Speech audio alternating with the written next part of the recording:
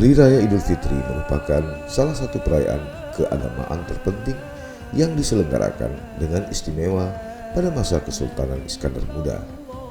Literasi ini setidaknya dijelaskan pada narasi kitab adat Aceh bahwa perayaan dimulai dengan kedatangan penghulu Bilal atau ketua muazin ke istana untuk meminta tongkat khutbah. Lalu pemimpin diiringi musik gejrung gendrang mulai memukul gendang berkenan istana atas tongkat yang diminta dan dikabulkan. Selanjutnya petugas membawa pedang pusaka menyembah kepada sultan dan memohon untuk membawa pusaka tersebut. Saat permintaan dikabulkan, petugas kemudian membawa pusaka dengan diiringi rombongan pembesar istana sesuai dengan tingkat dan kedudukan menuju balai pedang. Saat itulah datang Kadi Malik Al-Adil atau penghulu utama yang menyembah pada sultan dan memintanya untuk berangkat ke Masjid Bait Al-Rahman untuk melakukan sholat id. Gendrang pun ditabuh kembali seiring sultan berjalan dengan diiringi segenap pengiringnya dan alat perayaan yang ada.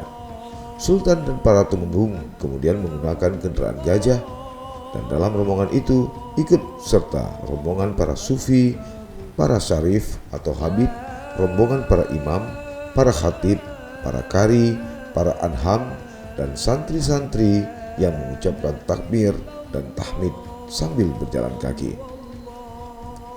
Saat rombongan mendekati masjid, penghulu utama maju ke depan dan berdiri di sebelah kanan gerbang utama, lalu memberi penghormatan kepada sultan. Sultan memasuki masjid, genderang pun ditabuh dengan iringan ragam si wajan. Sultan kemudian memasuki ruang pribadinya di masjid ditemani penghulu utama dan Fakih Sri Rama Fakih.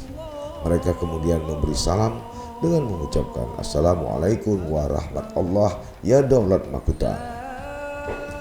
Mereka kemudian melakukan salat id dengan sebelumnya melakukan salat sunat 2 rakaat. Salat id yang mereka lakukan didahului dengan 7 kali takbir di rakaat pertama dan 5 kali takbir di rakaat kedua. Sejak zaman itu pun ketentuan salat id sudah sama dengan yang ada sekarang ini. Hari Raya Idul Fitri merupakan salah satu perayaan keagamaan terpenting yang diselenggarakan dengan istimewa di masa Kesultanan Sultan Iskandar Muda. Portal berita indonesia.go.id pada edisi Kamis 6 Juni 2019 lalu menulis, Amirul Hadi, seorang pengajar UIN Araniri Banda Aceh, dalam bukunya Islam and State in Sumatra, A Study of 17 Country Aceh pada 2004 lalu mencatat ada beberapa strategi kebudayaan yang dilakukan di masa kekuasaan Islam Muda pada abad ke-17. Strategi itulah yang dicatat oleh sejarah sebagai penegas zaman keemasan yang pernah dialami Kesultanan Aceh Darussalam. Strategi kebudayaan pertama adalah budaya politik. Penyebutan kerajaan sebagai kesultanan merupakan sebuah strategi yang menegaskan wilayah kerajaan Aceh sebagai salah satu entitas politik Islam yang berdiri sendiri. Para pendiri Kesultanan Aceh adalah kongregasi atau kelompok-kelompok yang bersepakat untuk menggunakan istilah yang pertama kali digunakan di dinasti Seljuk pada abad ke-11 Masehi. Inspirasi dari Salahuddin Al-Ayyubi sampai ke Aceh bukanlah hal yang asing.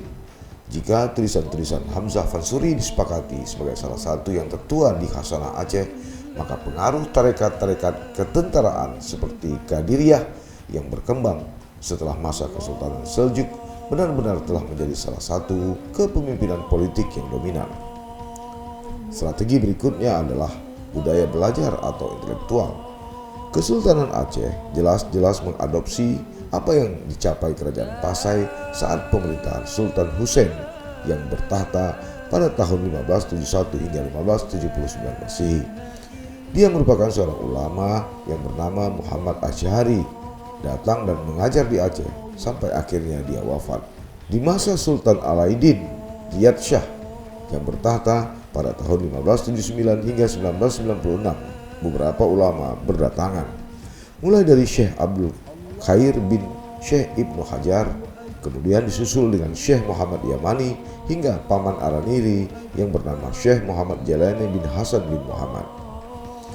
Di abad ke-17 dalam periode keemasan Aceh inilah pemikiran Hamzah Fansuri mencapai puncak kebesarannya dengan ajaran-ajaran Syekh Samsudin yang tercatat dan selalu mengiringi Sultan Iskandar Muda dalam berbagai kegiatannya.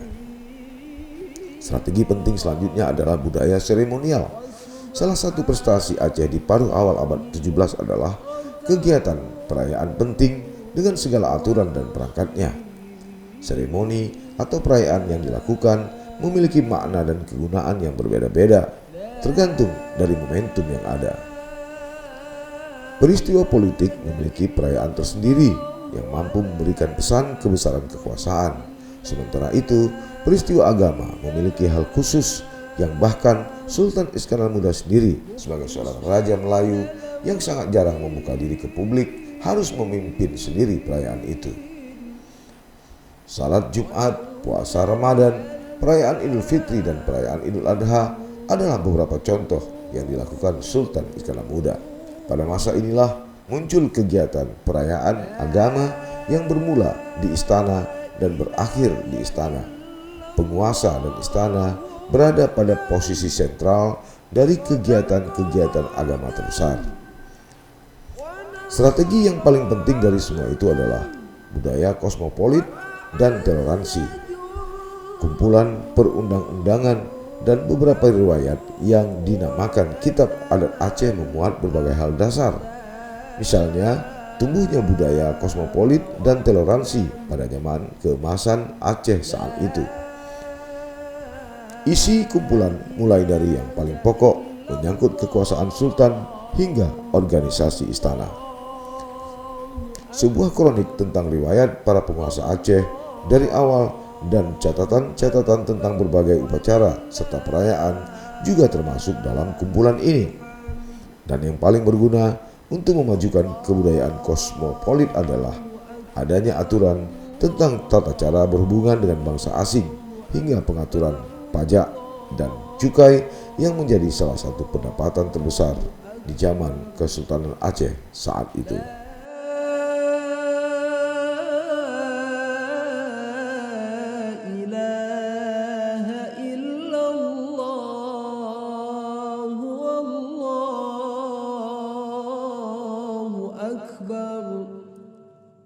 Allahu Akbar walillahil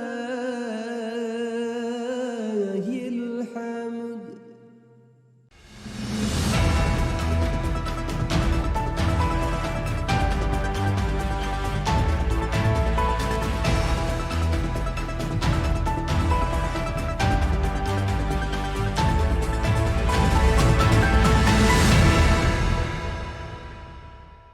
Jangan lupa like, komen, dan subscribe.